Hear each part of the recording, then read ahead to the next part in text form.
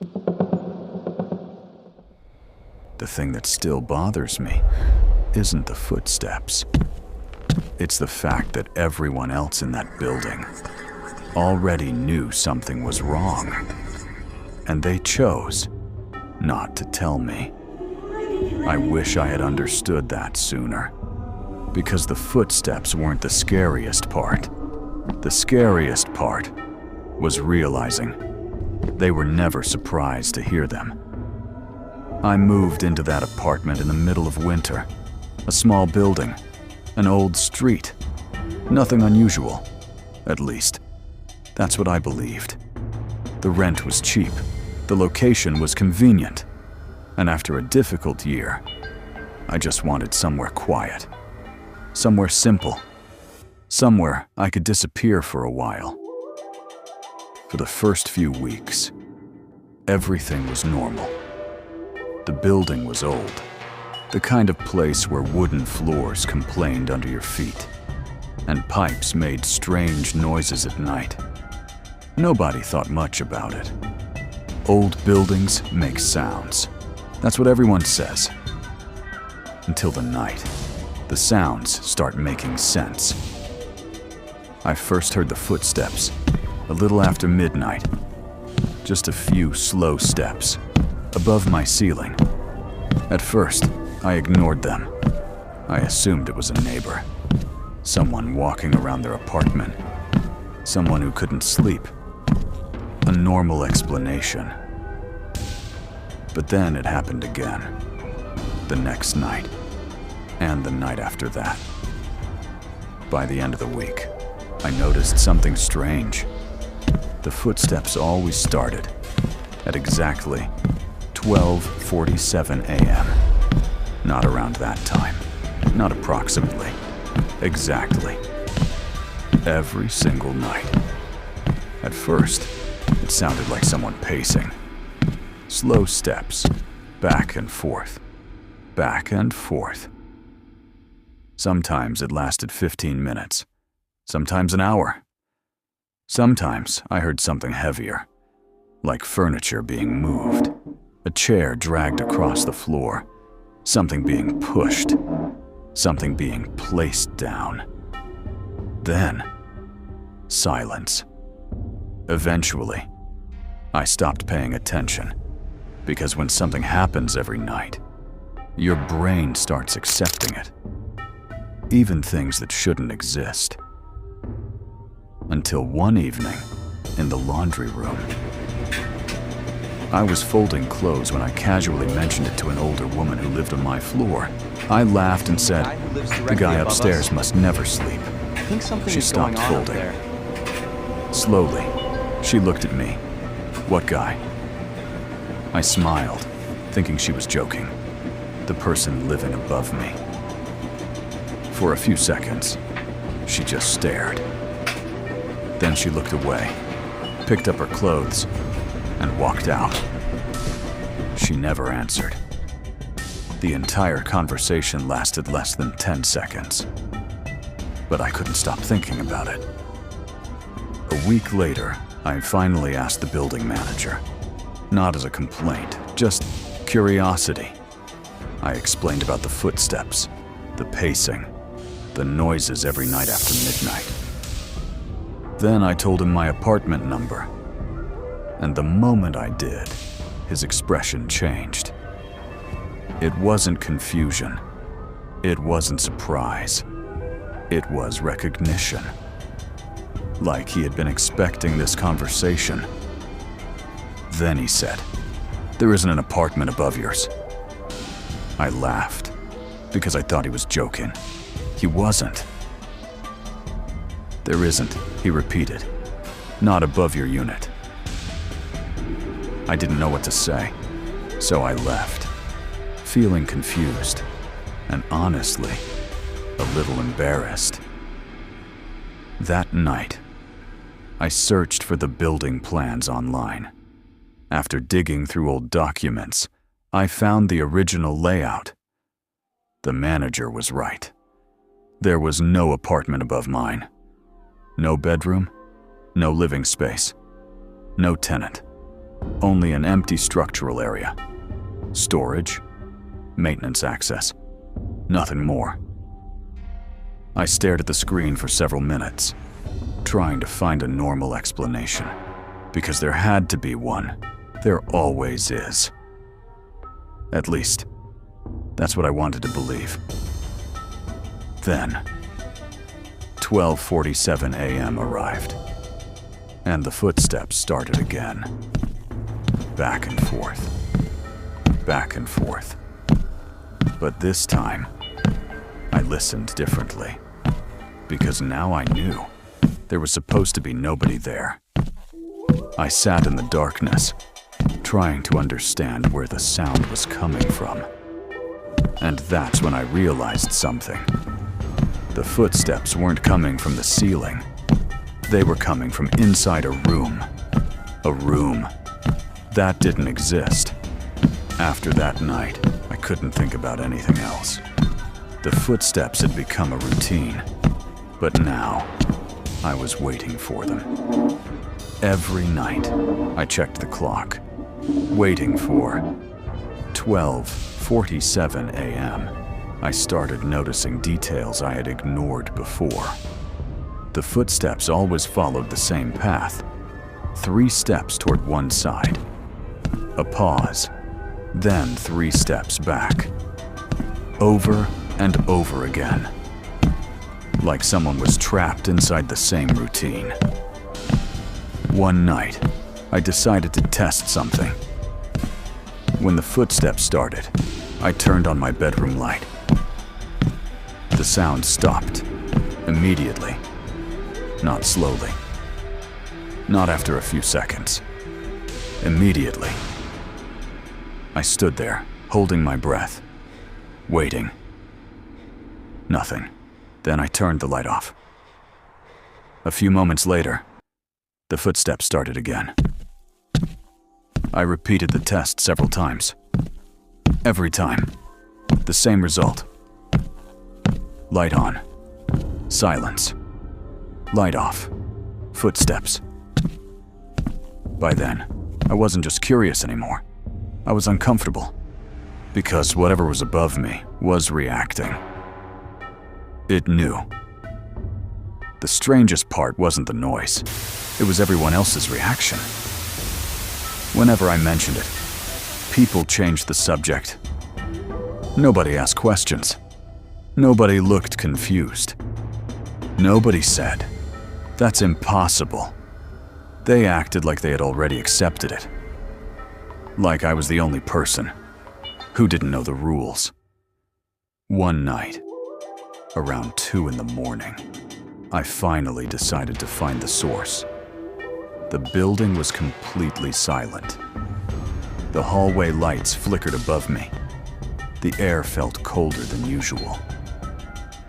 I climbed the stairs, past my floor, past the top residential level. According to the building directory, there was nothing above me, only roof access. But then, I heard it. Footsteps, directly above me. Slow, careful, deliberate. I froze. There was no mistake. Something was moving, above my head. I followed the sound down a narrow corridor I had never noticed before. At the very end, there was a metal door. No number, no sign, no label, just a door. And as I approached it, the footsteps stopped. The silence that followed felt intentional. Like whatever was on the other side knew I was there. I grabbed the handle. Locked. I pressed my ear against the cold metal. Nothing. No movement. No breathing. Nothing. Is anyone Just there? silence. The next morning, I went straight to the manager. The moment I described the hallway and the metal door, he interrupted me. "Stay out of that hallway." 5 words. That's all he said. No explanation. No warning. No conversation. Just fear. I moved out less than a month later. Officially, I told everyone I found a better apartment, closer to work, more convenient. That was the explanation. But the truth was simple. I didn't want to spend another night waiting for 1247. For almost a year, I forgot about that building. Until one day, I received an email. The company that bought the property was digitizing old records. They were contacting former tenants. Normally, I would have ignored it, but one attachment caught my attention. A maintenance report. The date was almost 20 years old. It described the exact area above my old apartment. Most of it was technical information, repairs, inspections, structural notes, until I reached the final page. There was a handwritten note. Area above Unit 4B permanently sealed. I read it twice. Then I noticed something underneath. A second note, written years later. Different handwriting. Residents continue reporting footsteps overhead. My stomach tightened. Because the area was supposed to be sealed. But people were still hearing something. I started searching old records, complaints, property documents, inspection reports. And every time, I found the same thing. Different tenants, different decades, different apartment numbers. Same complaint. Footsteps above the ceiling. Always the same description. Slow. Measured. Back and forth. Then, I found the oldest record. A newspaper archive. About a boarding house that had existed on that property decades earlier. There was an interview with an old resident.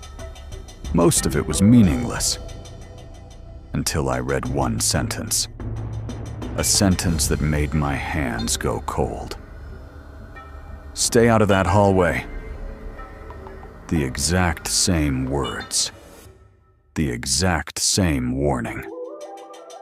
43 years before my building manager ever worked there, I never contacted the company again. Maybe there is a logical explanation. Maybe old buildings create strange sounds. Maybe people influenced each other over time. Maybe rumors spread. I want to believe that. I really do. But there is one detail I still cannot explain. Every report, every complaint, every statement. They all described the footsteps. The exact same way. Not similar. Exactly the same. They always started at 12:47 a.m. And they always stopped the moment someone tried to find where they were coming from. Because maybe the footsteps were never trying to scare anyone. Maybe they were waiting. Waiting for someone to finally open that door. If this story stayed with you, if you enjoy mysteries about places that should not exist, and things that were never meant to be found, subscribe and stay with us for the next story.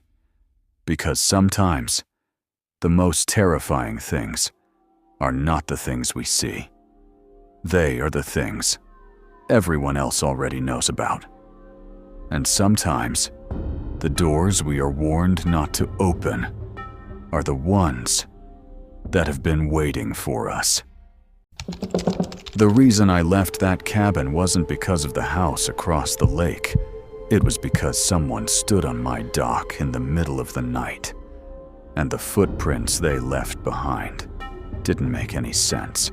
They started at the end of the dock and they ended at the end of the dock. No footprints leading there, no footprints leaving, just a trail that appeared, as if someone had been standing there the entire time. I never told anyone that part, because even now, I'm still not sure I believe what I saw. 4 years ago, I rented a small cabin beside a lake in northern Michigan. I had taken a freelance project with an impossible deadline, and I needed somewhere quiet. Somewhere away from people, away from noise. The cabin seemed perfect. It was isolated. The nearest town was almost 30 minutes away. The nearest neighbor was supposed to be even farther. At least, that's what I thought. The first thing I noticed when I arrived was the house across the lake. It sat near the tree line on the opposite shore. From a distance, it looked abandoned. Several windows were boarded up. The roof was partially collapsed. The paint had almost completely disappeared. It looked like a place everyone had forgotten. For the first few days, I barely noticed it. I was too focused on work. But then, one night, while drinking coffee on the dock, I saw a light.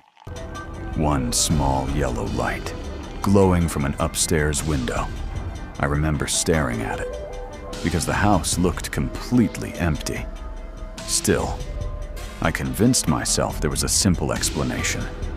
Maybe someone owned the property. Maybe they were fixing it. Maybe I had been wrong about it being abandoned. The next night, the light appeared again. But this time, it wasn't upstairs. It was downstairs. The night after that, another window. Then another. Every night, the light moved. Never two lights. Never the same room twice. Just one small yellow glow, appearing somewhere inside that empty house. After about a week, it became part of my routine. Every night, I would step outside, look across the water, find the light, then go back inside. The strange thing was, I started accepting it. That's something people don't talk about enough, how quickly we get used to things that should feel impossible. A few days later, I went into town for supplies. While paying for groceries, I casually mentioned the house across the lake to the cashier. The moment I said it, her expression changed. I asked if someone lived there. She didn't answer immediately. She just looked at me. Then she said, "I don't think so." Not no. Not yes. Just, "I don't think so." Then she changed the subject. That bothered me more than it should have, because she didn't seem surprised. She seemed like someone who already knew exactly what I was talking about. A few nights later, I couldn't sleep. Around midnight, I stepped outside. The lake was completely still. No wind, no insects, no movement. The yellow light was there again. But this time, something was different. At first, I couldn't figure out what. Then I realized the light wasn't moving between rooms. It was moving inside one room, slowly, back and forth, like someone carrying a lantern. I watched it move across the window, disappear, return, disappear again. The movement was slow, controlled, almost like a person walking the same path repeatedly. I stood there for nearly 15 minutes, and for the first time, I felt like I wasn't just watching the house. I felt like something inside the house was aware of me. The next morning, curiosity won. I borrowed a kayak and crossed the lake. I told myself I just wanted to explore, but the truth was simpler. I needed to know. The closer I got, the worse the house looked. The porch was falling apart.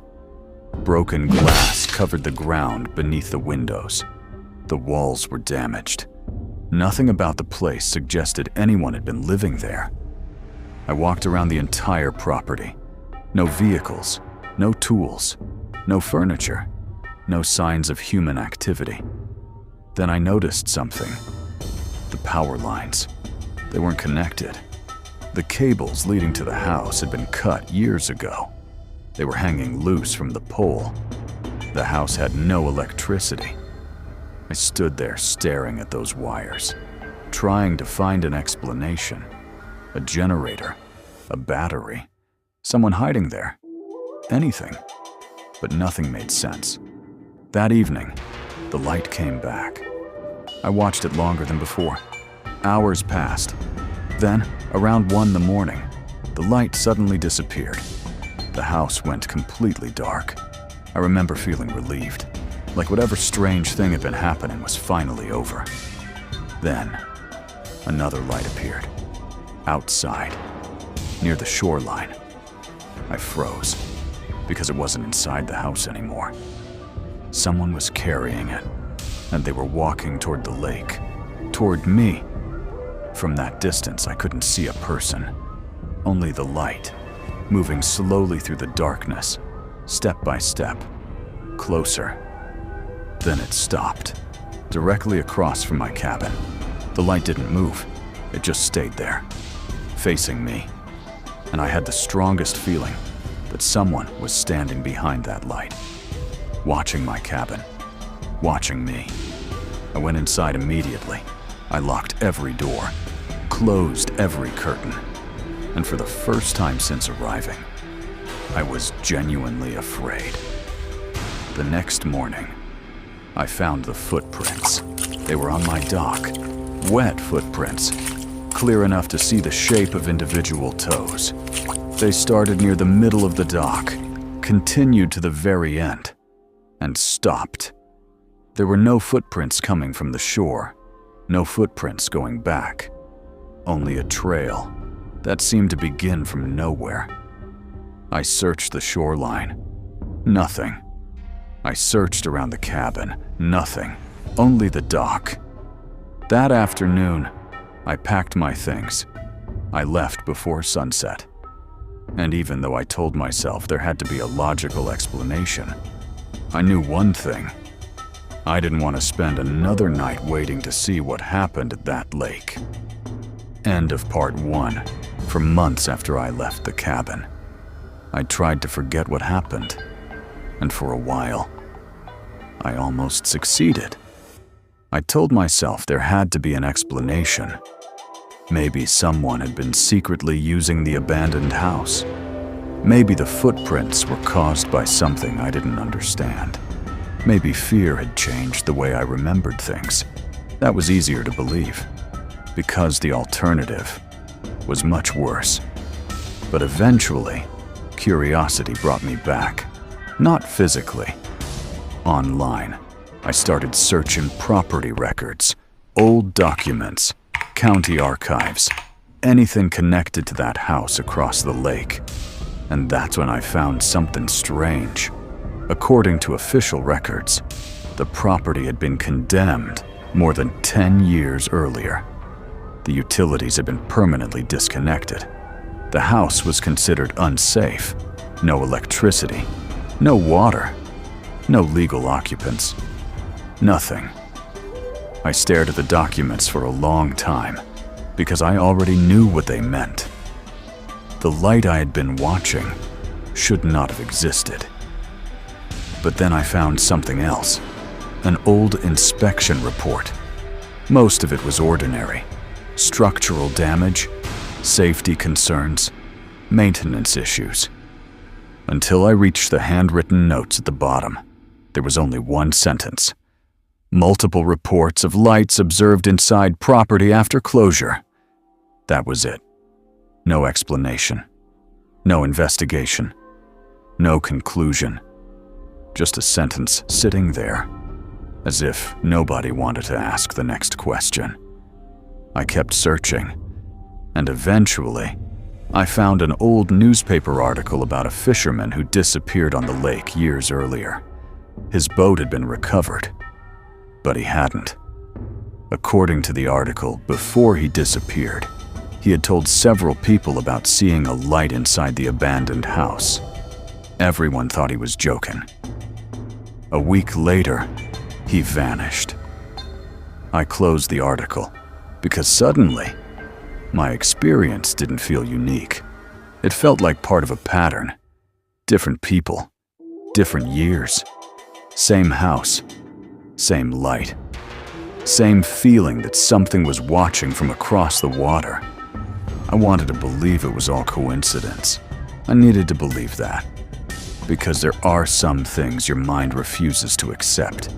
A person standing on a dock with impossible footprints. A light inside a house with no electricity. A place that seemed empty, but somehow wasn't. Those things don't fit into a normal explanation. And maybe that's why I still think about that cabin. Not because of what I saw, because of what I didn't see. A few months ago, I checked recent satellite images of the lake. I don't know why. Maybe part of me was looking for proof that everything was over, that the house was gone. That time had changed things. But it hadn't. The house was still there. The roof was worse. Most of the windows were broken. The property looked even more abandoned than before. The power lines were still disconnected, exactly the way I remembered them. Then I looked at the nighttime images, and that's when I felt that familiar feeling again, because there was one small yellow light inside the house, still glowing, still moving, from room to room, slowly, like someone was walking through a house that had been empty for more than 12 years. I zoomed in, trying to find some normal explanation, a reflection, a vehicle, a mistake in the image, anything. But the light was always there. And then I noticed something else, something I wish I hadn't noticed. The light wasn't moving randomly. It followed the same path I had seen that night, the same rooms, the same direction, the same slow movement, like whoever was carrying it was repeating the exact same routine. I closed the image. I haven't checked it again. But there is one thing I still can't explain. The night before I found those footprints on my dock, I took a photograph of the lake, just a random picture. Nothing important. I found it recently while going through old files. At first, I didn't notice anything. Then I zoomed in. Across the lake, near the abandoned house, there was a small figure, standing outside, looking toward my cabin. I had never seen that figure when I took the photo, but it was there. And the strangest part was the position. It wasn't standing near the house. It wasn't standing near the water. It was standing on a dock, facing me.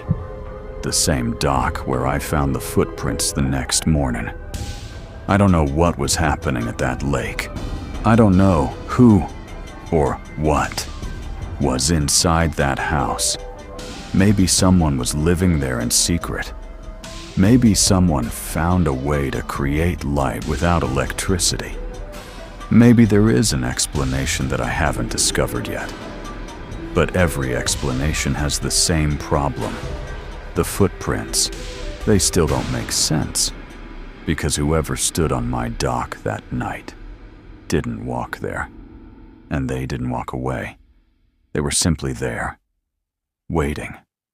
And sometimes, when I'm awake late at night, I think about that yellow light moving through the empty rooms, and I wonder if it was ever meant to be seen, or if it was only there, to make sure I was still watching.